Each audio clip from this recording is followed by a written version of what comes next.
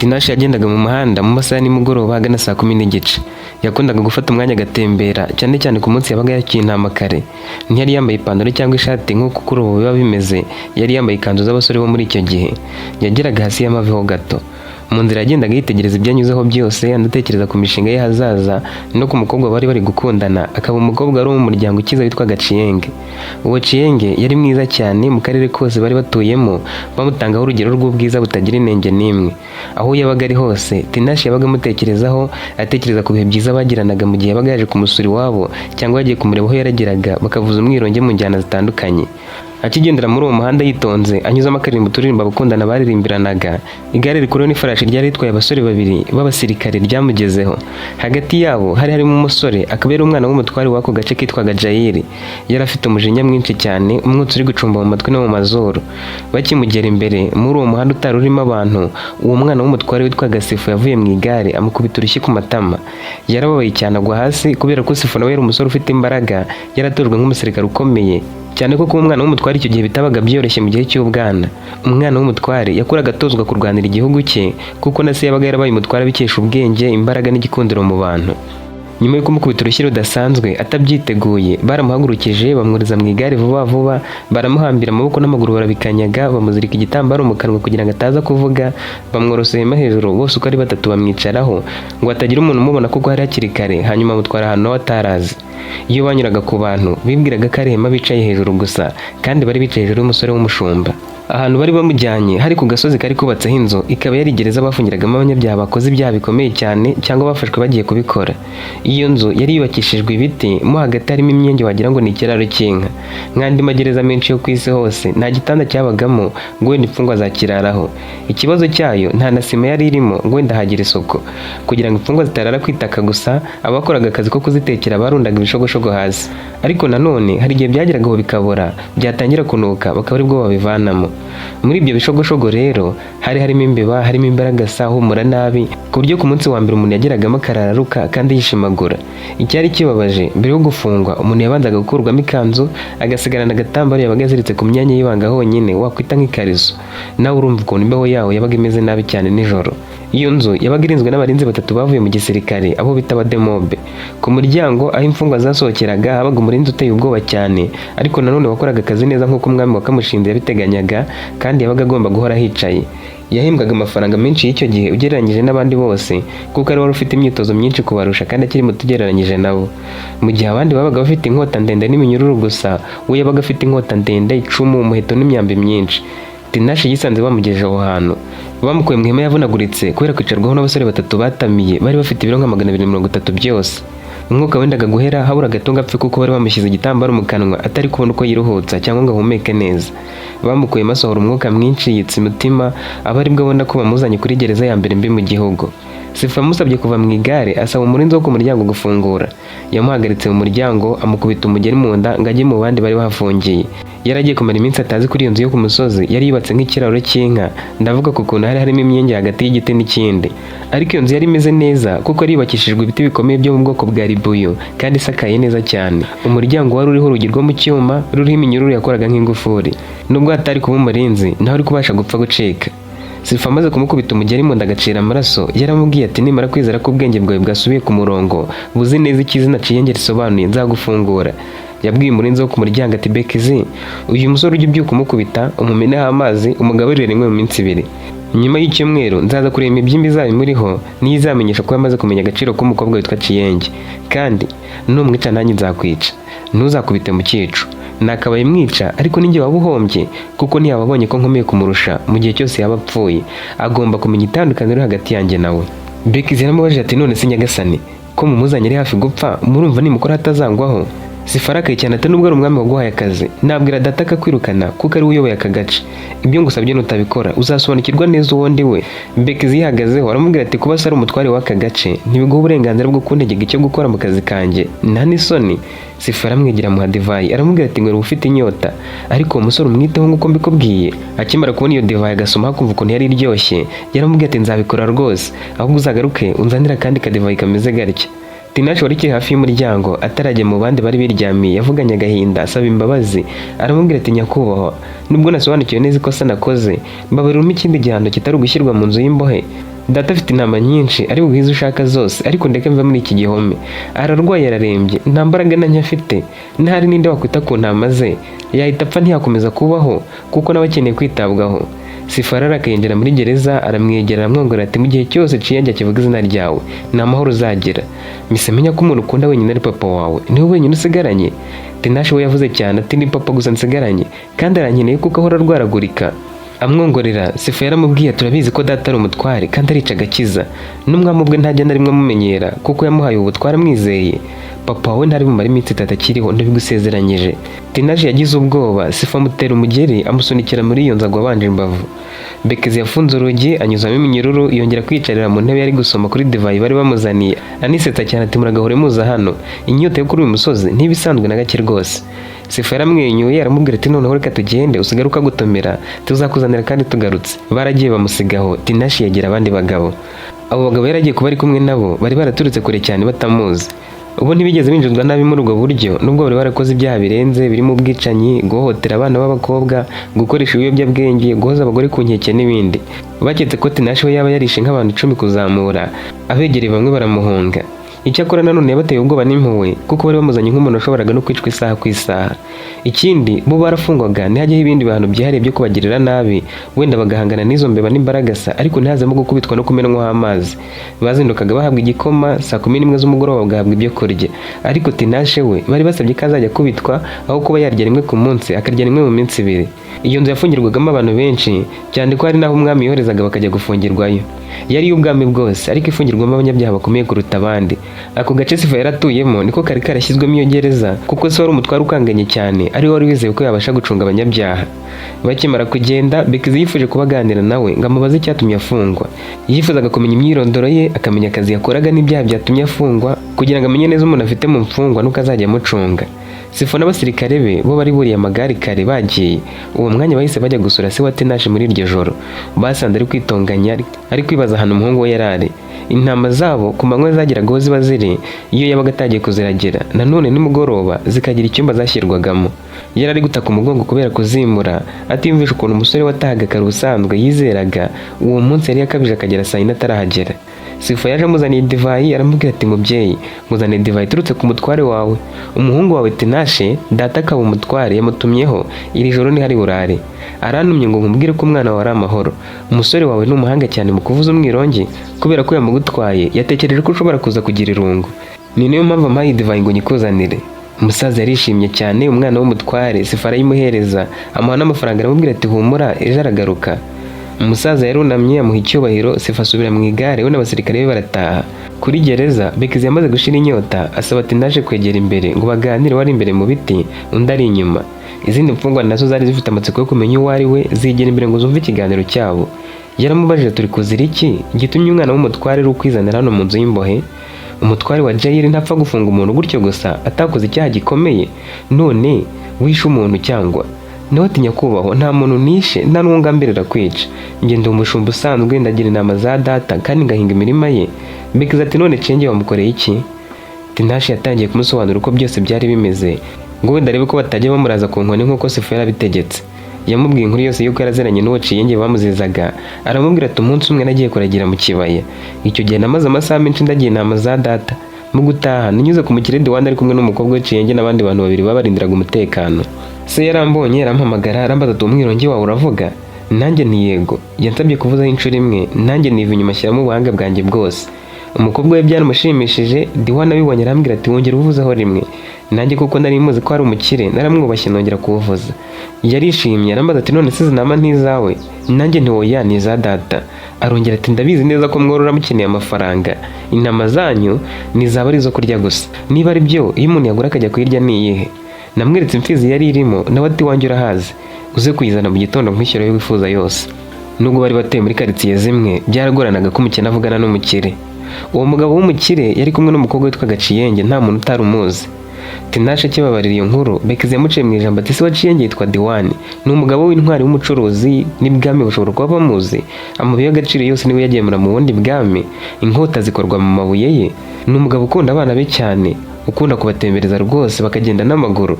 Uwo ndamuzi, niba wari wakiniyeho wakabije rwose, ariko tubwire byagenze bite?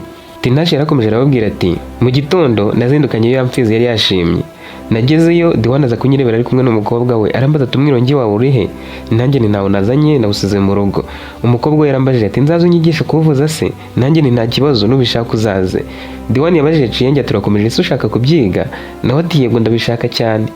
Diwan tuzagenda kwigisha noneho mu birori niho uzajya dususurutsa. Yaba Bekizi cyangwa abagabo bari bafungiwe mu mitima batangiye gutekereza ko wenda yaba yaranze kumwigisha, ikaba ariyo mpamvu yatumye bamana bigezaho, kuko Diwan yari umukire ku rwego rukomeye, aho bose bahamyaga ko agusabye ikintu kacyanga yagufungisha.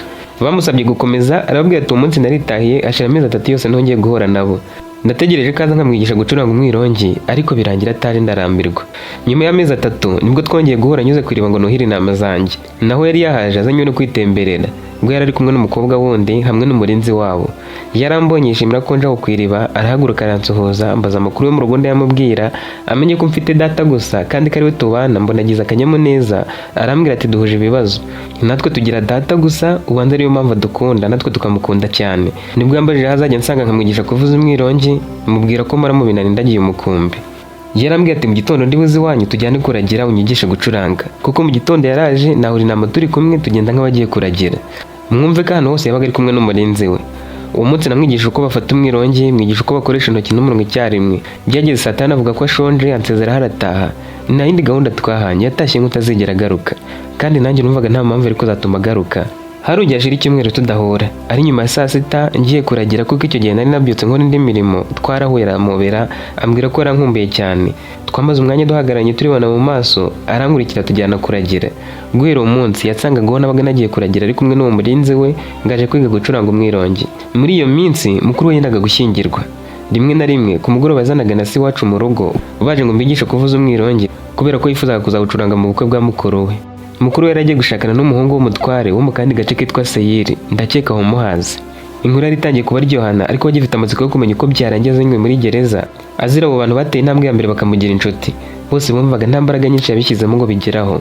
Yakomeje kubabwira ati uko yazaga kenshi niko twarushaga kuba inshuti, ageze aharengiza aratangira kujya ambwira uko yiyumva, ukamerewe, akambwira uko ahora nkumbuye, nanjye bitangira kunza mugira inshuti mu mutima wanjye.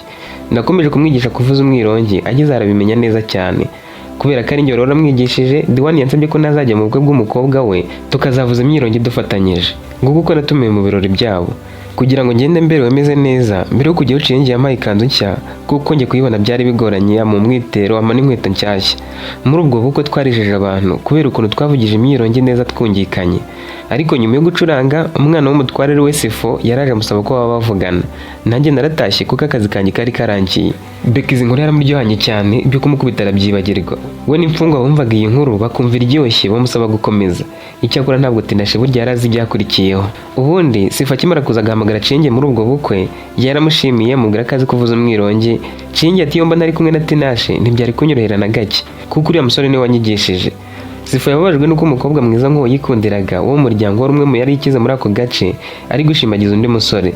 Yari ihanganye namubwira ati wazasabye papa wawe kuza iwacu se mukadusura, nzishimira kukubona waje ukanyigisha kuvuza umwirongi nk'uko umaze kubimenya. Ciyenge aramubwira ati n'ubwa mbere nzaba ngeze mu rugo rw'umutware, nimbibwira papa akabyemera tuzahazana, n'ubundi asanzwe ari inshuti yanyu ntazabyanga.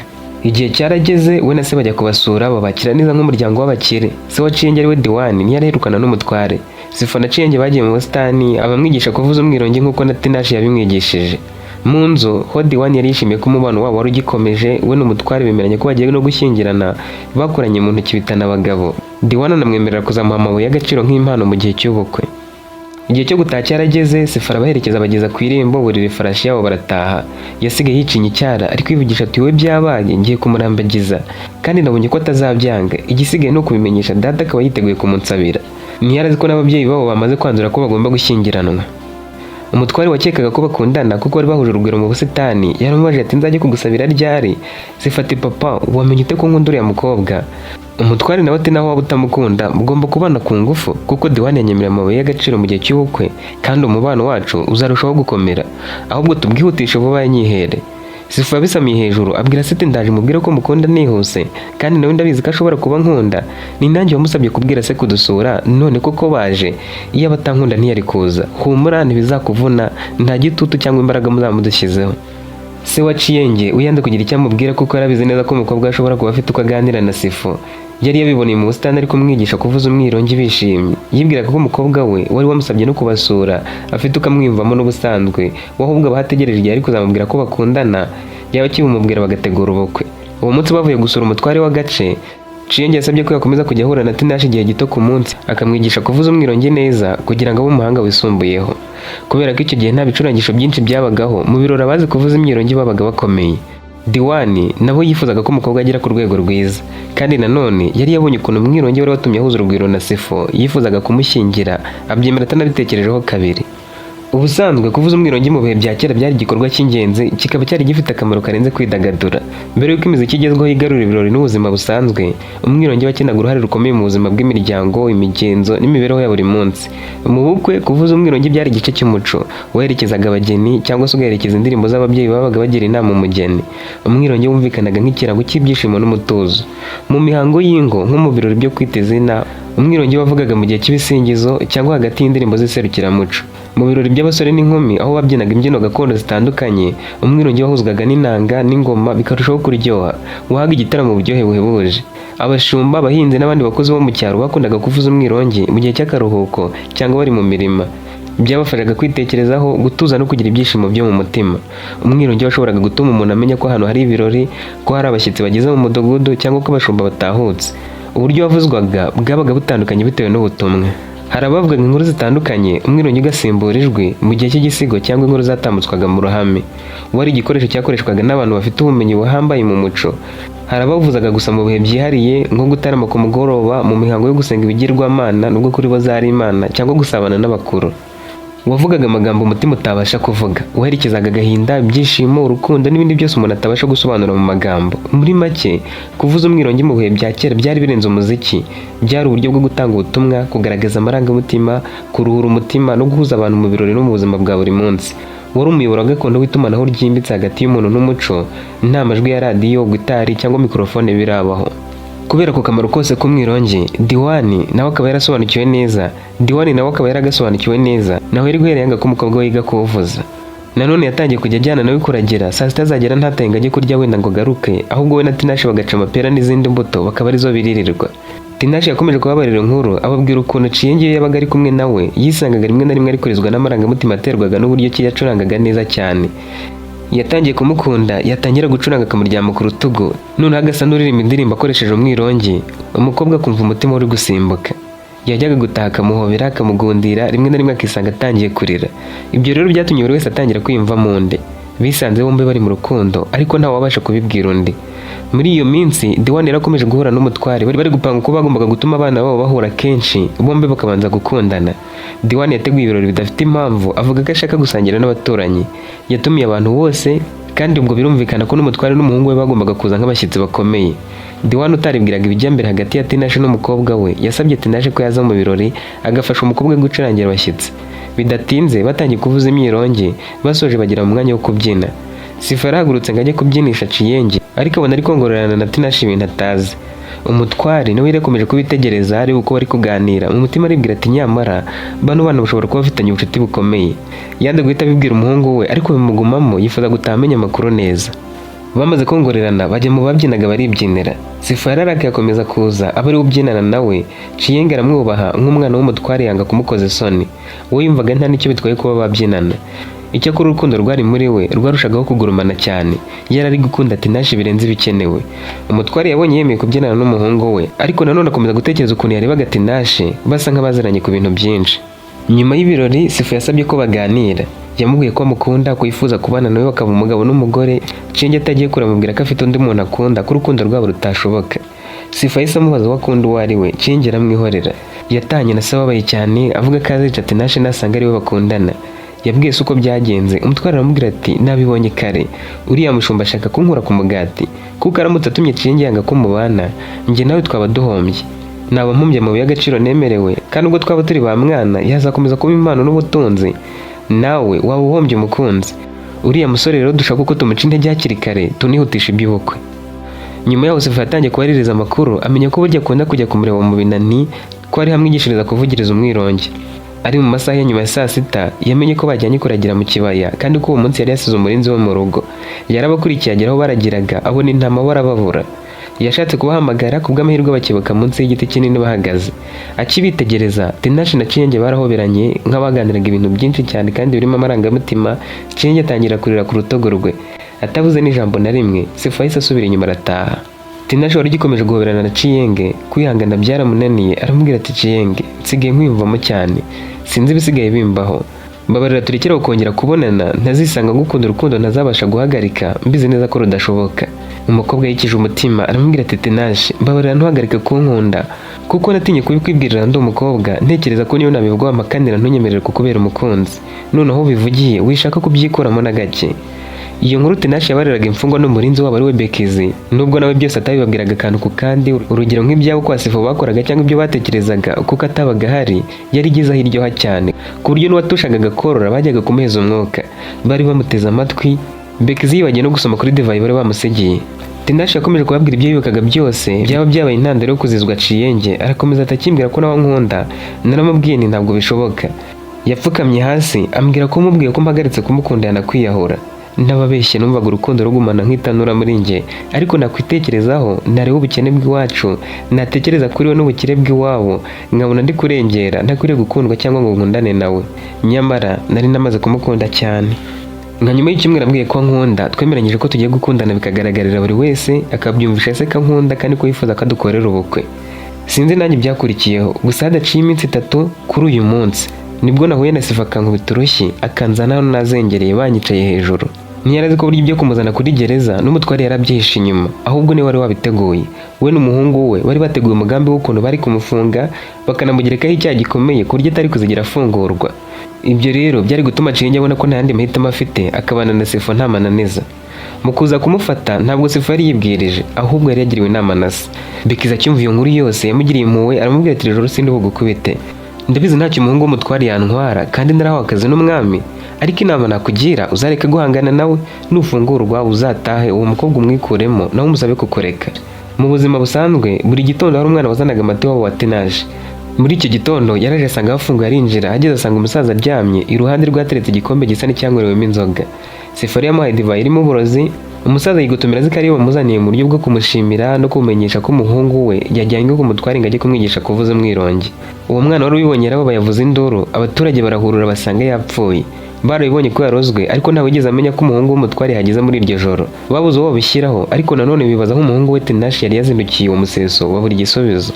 Inkuru yakwirakwiye ahantu hose ko umusaza yapfuye. Ciyenge nawe amenya ko yapfuye ari se wa Tinashe. Yirutse agiye ngo amufate mu mugongo amwihanganisha nk'umusore bakundanaga. Diwani we ntiyarazi ibijya mbere, nta gitekerezo namba cy'uko umukobwa we yikundiraga Tinashe yari afite. Yibwiye ko ari gutabara bisanzwe nk'umuntu wamwigishaga uko bavuza umwirongi, ariko nanone akaba yari yizeye ko akunda Sifa kandi ko umunsi ubwo azatobora akamubwira ko bakundana bazahita babakorera ubukwe. Kubera agahinda Ciyenge yari agize, aniyumvisha uko byari kuba bimeze mu gihe ariko bari bubuze se yarasigaranye, yagiye yiruka ntiyajyana n'umurinzi we. Sifa nawe yazaga muri izo nzira ngo amenye neza niba koko umusaza yapfuye. Yaje ku ifarashi agera kuri Ciyenge wari mu nzira ari kwiruka agana kwa Tinashe. Yamugeze iruhande amusaba guhagarara, aramubaza tugiye he? Niwe ati papa wa Tinashe yapfuye. Sifa ati none ugiye kumuzura uko ugenda wiruka, ubundi kuki ukomeza kwiruka inyuma y'umushumba njye ugakomeza kunyirengagiza? Ciyenge ati biza n'ibintu by'inkundo mu gahinda, niba unkunda so yagira ngo mbikoreho iki? Nakubwiye ko mfite uwo nkunda, ikindi ushaka sinkizi. Sifa ati ngenda gukunda Ciyenge kandi sinifuza kugutakaza, ikibazo ni uko uzabana nanjye ku ngufu kuko ndabona utabishaka. Papa wawe n'umutware akaba data bamaze kwanzura ko ngomba kubana nawe, bari bagutegereje kugira ngo badukorere ubukwe, bari bategereje kuvuga ko nkunda byonyine, ariko nukomeza gutinda n'ubundi tuzabana wabishaka utabishaka. Aho kugira ngo Sifa akomezanye nawe yarahindukiye asubira inyuma, ifarashi yongerera umuvuduko agera kuri gereza afungura Tinashe, aramubwira ati ngaho ugenda ushyingure so kandi ntuvuge ko waraye hano muri gereza kuko nta muntu uri bubyemere. Tinashe yagize ngo ari kumukinisha atahiruka agana iwabo. Yatangiye kugera muri karitsiye arebye iwabo nahuzuye abantu benshi. Akihagera abaturage bamubaje aho yaraye abura icyo asubiza, ajya ku murambo wasabuririraho araburoga cyane. Ciyenge nawe wari uhagaze mu bandi bantu yaramubonye aramukurikira aramuhobera afatanya nawe kurira, abaturage birabarenga. Mu gihe yarakiri aho we na Ciyenge bari kurira, umutware yazanye n'umuhungu we barinzwe bikomeye aza abaza uko byagenze kugira ngo apfe. Habuze n'umwe wabisobanura, umutware arababwira ati tugiye gukora ibyo dushoboye byose tumenye umuntu wihishe inyuma y'urupfu rutunguranye. Kubera ko umusaza yarapfuye kare bamushyinguye hakiri kare imbere ya saa sita. Bamaze kumushyingura ku nshuro ya mbere umutware wari waje gushyingura umuntu uciriritse yasabye ko Tinashe afatwa ako kanya agasobanura aho yari ari muri iryo joro ku buryo se apfa adahari, umuryango nawe ukinguye. Kubera ikiniga cyinshi yari afite, akareba n'umuhungu w'umwami wari uri aho nkaho nta kintu azi kandi ari wari wamufunda akanamusezeranya kwica se, yabuze icyo avuga. Umutware adatindiganyije yarababwiye ati ndabizi abana benshi baba bifuza ko ababyeyi babo bapfa kuko bumva ko babuze amahoro. Tinashe uri gukekwaho nawe ko wifuzaga ko papa wawe apfa ugasigarana imitungo ye ukabona uko wishakira umugore. None niba koko atari wowe wamuroze, ninde wundi waba wabikoze? Kugira ngo mwese mumenye ko urupfu rw'uyu musaza rugomba guhorerwa, Tinashe agiye kubazwa ibibazo ari muri gereza kugira ngo harebwe niba nta ruhare abifitemo. Tinashe na Ciyenge bari bahagararanye, Ciyenge azenga amarira mu maso biramushobera, ashaka kuvuga burahera. Niyumvisha ukuntu umuntu yapfusha se bakamujyana kuri gereza bamushinja ko ari we wabigizemo uruhare kandi ababikoze ari bo babyihishe inyuma. Mbere y'uko abasirikare bamugeraho yabaye amuganiriza, amuhumuriza, amubwira ko atazigera yemera ko bamurenganya, kazamurwanirira uko ashoboye. Abasirikare baje kumufata aho yarahagaze, mbere y'uko agenda Ciyenge wari wakomeje kumugenda iruhande aramubwira ati humura nzagufunguza, nzatanga amafaranga menshi ufungurwe nibyanga ngo ucikane, ninza kukureba ntuzazuyaze. Mu gihe bari bamaranye, Tinashe yari yamaze kumubwira akagambane ka Sifoko ukuntu yari yamufunze kandi ko ari we waroze se kuko yari yabimuteguje nyuma yo kumushyira muri gereza. Icyakora Ciyenge nubwo yari afite se w'umukire ntiyari kubumbura akanwa ngo avuge na gato kuko umutware yaricaga agakiza atitaye ngo urakize cyangwa urakennye. Kumusuzuguraho gato byashoboraga gutuma umuntu yicwa. N'impamvu umutware yaterateranyaga ibinyoma ngo Tinashe afungwe nuko yashakaga kwereka abaturage ko ari ntarebirye. Iyo abishaka yari kumufunga nta n'igisobanuro asabye abaturage. Bamusubije muri gereza, noneho Ciyenge asigarana agahinda ariko aniga ku buryo ari kumufunguza. Nyuma yo kumufunga, Bekizi yamubajije niba kuko ari we wishe se, aramubwira ati igihe Sifa anyongorera ubwo yambwiye ko agiye kwica papa mu minsi 2 cyangwa 3. Ejo warabyimvaga amaze kumubwira ko papa ari we ngira gusa, mfite ubwoba ko nimfungwa atazabasha kwibeshaho, rero yahise ambwira ko agomba kumwica. Abo muri gereza bamugiriye impuhwe harimo n'umusore umwe waraturutse mu kandi gace afungiye aho ariko yenda gusoza igifungo cye, haburaga umunsi umwe gusa agafungurwa. Uwo Bekizi yabaga afite impapuro z'igihe bafungiwe, ugeze igihe akamurekura akamwandikira agapapuro agashyiraho na kashe yari ahawe yo kubafungura. Yabikoraga kugira ngo umuntu ufunguwe atahe mu mahoro hatazagira umwibeshyaho. Icyakora mbere uko ahabwa imfungwa bamuhaga igitabo cyanditsemo igihe afungiwe n'igihe azafungurirwa. Ubwo rero icyo yakoraga ni ukuvibura ko umuntu asoje igifungo cye akamuha n'urwo rupapuro. Uwo musore yamubwiye ko yitwa Posheri, amwiyumvamo atangira kumuhumuriza. Mu mugoroba Ciyenge yaganirije se amubaza niba koko ari byo ashaka kuzamushyingira Sifa atakundaga. Diwana arisetse ati nari nzi ko urukundo murugeze kure, niwe muzabana kandi nzi ko nawe ubishaka. Ciyenge ati simukunda, sate wamaze. Mwana wanjye ndagukunda urabizi, kuguhitiramo umusore mwiza nk'uriya wo mu batware ni urukundo. Mukuru wawe yashakiye kure cyane muri Seyiri, none ngo naho yarahimutse. Kugera hano byamuvuna cyane, nanjye kugerayo biramvuna, nanjye kugera aho handi yimukiye byamvuna. Ni mu gace ka kure cyane, bagendaho iminsi 4 y'icyumweru. None uratekereza ko ubona kure ko ukajya kure nkawe? Ninde nasigaranye iruhande rwanjye? Niyo mpamvu nemere kugushyingira Sifa umuhungu w'umutware, kubera ko uretse n'ubukire bafite icyubahiro. None wifuzaga ko ngushyingira hehe? Sinagushyingira mu muryango ukennye urabizi. Ciyenge wari uzi umugambi afite muri iryo joro yanze kuburana na se, amwemera ko azabana na Sifa. Yaramubwiye ati niba ari byo wifuza nzabana nawe. Se yarishimye atazi ko umukobwa adakomeje. Mbere yo kuryama yasezeye kuri se asohoka hanze nk'ugiye kwihagarika kugira ngo abone kujya mu cyumba cye. Ageze hanze yaganiriye n'umurinzi aramubwira ati n'ubundi usanzwe ndenda, nijoro ndaguha izahabu z'intwaza ducikane, uze tujyane uzabaho neza kuko nzaguha izahabu nyinshi ukitangira ubuzima bwawe. Uraza kumperekeza tujye gufunguza Tinashe. Umurinzi wa gereza turamuha amafaranga ahagije ntari bwange kumufungura. Bararyamye bigeze saa 8 n'igice barabyuka bajya kuri gereza. Basanze Bekizi yiryamye asinziriye yaniyoroshe. Baramwicuza, abonye Ciyenge aramumenye. Ciyenge yamweretse izahabu n'amafaranga aramubwira ati akiri byose ndabiguha ariko uvungure uyu musore Tinashe. Yarabyemera amafungura kubera ko yabonaga ubwinshi bwabyo. Tinashe aje ahobera Ciyenge. Ciyenge aramubwira ati tugiye kuva inaha duhungire muri Seyiri. Mukuru wanjye wahashakiye namenye ko yahimutse kandi abantu baho turaziranye, nitugerayo ntituzabura uko tubaho. Tinashe nta mahitamo na make yari afite, yaremeye bashyira nzira baragenda. Bakimara kuva hari batatu, Tinashe, Ciyenge n'umurinzi we, Bekizi yabitekereje asanga bizatuma hanishwa igifungo gikomeye kuko yaratumye imfungo icika. Kandi abandi barinzi barabibonaga ko bamuhaye ruswa, ariko nubwo arabakuriye yatekereje ko bashoboraga kuzamuvamo. Yarabakoranyije ababwira uko bigenze ariko basaba ko bafatanya kurya ayo mafaranga n'izo zahabu bakazitsindira mu mahoro. Bashatse ahantu hizewe ho kubihisha, bitoranyamo umwe wari uzi kwiruka kubarusha. Mbere yo kugenda yarabahambiriye, abahambira nk'aho baje bagakubitwa bakanazirikwa. Nyuma yo gukora ibyo yirutse agana mu rugo rw'umutware, ageze mu marembo abwira abarinzi ko ashaka kuvugana na Sifo byihutirwa, nabo bagira bwangu barabimumenyesha. Sifo acyumva ko Tinashe acitse kandi akaba acikanye na Ciyenge, yabyutse adatindiganyije. Uwo murinzi wa gereza wari uje yiruka aramubwira ati umukobwa yazanye n'abantu benshi cyane, bazirika abarinzi babiri aba ari njye ucika, nza niruka ngo mbikumenyeshe. Bafunguye gereza bakuramo umuntu umwe gusa, bari bafite inkota ndende cyane, iyo batusha gato bari kubacamo ibice. None nimutabare, inzira banyuzemo ndayibagezaho. Sifo n'abantu be buriye ifarashi bakurikira Tinashe, Ciyenge n'umurinzi we. Nyuma y'urugendo rutari ruto babagezeho bataragera kure cyane barabagota.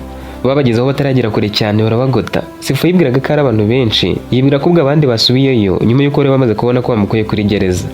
Ubwo yahise ategeka Ciyenge n'umurinzi we kurira mu igare, ntiyabakoraho cyangwa agira icyo ababwira. Yabwiye abasirikare be gufata Tinashe bakamukubita kugeza apfuye. Ciyenge asaba imbabazi, Sifo aramubwira ati wibeshye usakuze cyangwa wongere kuvuga irindi jambo na rimwe. Kuko baramuhonaguye bagira ngo arapfuye, bamunaga mu muferege wari hepfo muri ibyo bisambu bari babasanzemo. Bamaze kugenda, Sifo ajya kwa Diwani mu rugo, dore ko bwari butangiye gucya, amubwira ko bafashe bacitse ariko ntiyavuga ko bari bacikanye na Tinashe. Diwani yaketse ko umukobwa yaracitse kugira ngo atabana na Sifo, aramurakarira cyane, abwira Sifo ati ngiye kuvugana na so, muhite mushyingiranwa, ujye umwirindira. Sifo yamusize arigendera, yanga kugira ikindi avuga. Yagiye kubwira se uko byagenze, umutware aramubaza turabizi neza ko umusore yapfuye. Sifo ati abasore bamwiciye mu maso yanjye na Ciyenge abireba, nawe yatanga ubuhamya. Kandi mvuyeyo Diwani ambwiye ko ari bukuvugisha mugategura ubukwe bwihuse. Uko biri kose inzozi zacu zigiye kubimamo, ntwari umukobwa nakunze nawe uhabwa ubutunzi, kandi inyungu zizakomeza kuza. Umutware ati mwana wanjye, umushumba mwiza atungwa n'amata y'izaragira. Ciyenge we yasigaranye na se atazi uko ari kwiyumva. Yari afite ikimwaro kuko umugambi wari umupfubanye. Yari afite umujinya yarakariye se kuko aramaze kumwiyumvira avuga ko agiye kumushyingira Sifo yari yafashe nk'umwicanyi ukomeye. Yaranahangayitse cyane, afite intimba ku mutima kubera ko umusore yakunze yari yiciwe mu maso ye. Icyo bose batari bazi ni uko Tinashe atari yapfuye bya nyabyo. Yego bamusize bazi ko ashizemo umwuka ariko yarakiri muzima. Nadusoreje igice cya mbere cy'iyi nkuru, abo turi kumwe mu cya kabiri duhurire muri komenti.